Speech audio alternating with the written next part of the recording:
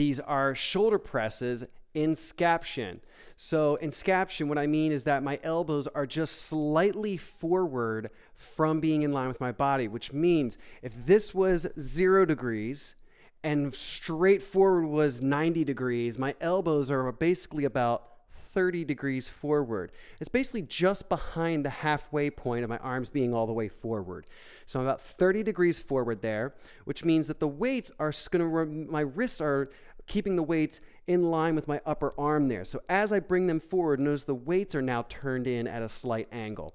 And so at that point, when I press forward, it's actually the corners of the weights that end up touching each other there. Now, they don't have to touch if you can get really close to it, but if you do touch, it's the corners of the weights that touch and bring them back down. I like this positioning because it is a bit more functional. Most times when we're picking up something to lift it up and overhead, we're going a little bit more forward with it as opposed to just directly over our head, which is where a lot of people do their shoulder presses. This positioning here is a little more functional and keeps the shoulders a little bit more in a safer neutral position.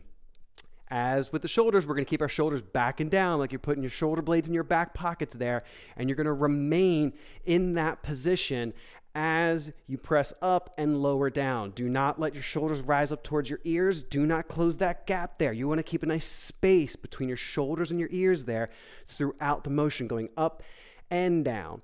You can do these standing. I'm doing them kneeling just to be in frame here, but you can do them kneeling if you feel comfortable with the weights that you're bearing there. If you're doing super heavy weights and really pushing super max lifts, I would do them seated on a bench with the seat back so you can kind of secure yourself a little bit more and really focus on the strengthening of your shoulders there.